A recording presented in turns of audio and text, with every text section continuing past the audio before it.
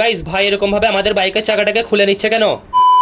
তো চলো গাইজ আর বেশি দেরি না করে তাড়াতাড়ি এখন ভিডিওটা লাইক করে দাও। সব ব্যাপারটাই তোমাদেরকে খুলে বলছি। আসলে গাইজ ব্যাপারটা হচ্ছে তোমরা তো জানোই যে আমাদের এই যে বাইকটা আছে টায়ারটা অনেকদিন কার পুরনো, সেই জন্য ভাবলাম আজকে আমাদের বাইকের আর কি টায়ারটাকে চেঞ্জ করতে। সেই জন্য গাইজ যেরকম ভাবা সেরকম কাজ। আমি আর বেশি দেরি না করে তাড়াতাড়ি এখন হালকা করে উঠতে না মানে চলতে চলতে পৌঁছে গেলাম বড় ভাইয়ের গ্যারেজে। তারপর গাইজ বড় ভাইয়ের গ্যারেজে সে ভাইকে এখন ব্যাপারটাকে আর কি খুলে বলতেই ভাই এখন লেগে পড়লো বাইকের টায়ারটাকে চেঞ্জ করতে। তারপর গাইজ তোমরা তো ওখানে দেখতেই পাচ্ছ বড় ভাই এখন ফাইনালি আমাদের বাইকের টায়ারটাকে নিয়ে হালকা করে মারামারি না মানে পুরোনো টায়ারটাকে খুলতে লাগলো। তোমরা আবার কেউ ভুলভাল ভেবো না। তো যাই হোক গাইজ এরকম ভাবে অনেকক্ষণ ধরে কষ্ট করার পর শেষে এখন ফাইনাল আমাদের বড় ভাই এখন বাইকের টায়ারটা খুলে দিয়েছে। তারপর এখন বড় ভাই একটা কাগজ দিয়ে খুব সুন্দরভাবে আর কি এটাকে ঘষতে লাগলো। আর গাইজ কথায় কথায় তো তোমাদেরকে দেখানোই হয়নি আমাদের বাইকের আর কি নতুন টায়ারটা কি রকম। গাইজ এটাই হচ্ছে আমাদের বাইকের নতুন টায়ার, যেটার কোম্পানি ছিল অ্যাপোলো। গাইজ এখন তোমরা দেখতেই পাচ্ছ ভাই এখন আমাদের বাইকের টায়ারটাকে এরকম ভাবে আর কি লাগাচ্ছিল। গাইজ এরকম ভাবে কিছুক্ষণ ধরে কষ্ট করার পর শেষে এখন ফাইনালি আমাদের বাইকের টায়ারটা আর কি বাইকের রিং এর সঙ্গে এরকম ভাবে লাগানো হয়ে গেল এবং শেষে এখন ভাই চলে আসলো বাইরে। তারপর গাইস ভাই এখন বাইরে সে ফাইনালি আমাদের বাইকের সঙ্গে টায়ারটাকে এরকম ভাবে আর কি সেটিং করে দিল। তারপর গাইস সবশেষে এখন আমাদের বাইকের টায়ার লাগানো কমপ্লিট হয়ে গেল। সেই জন্য আমি আর বেশি দেরি না করে তাড়াতাড়ি এখন উঠতে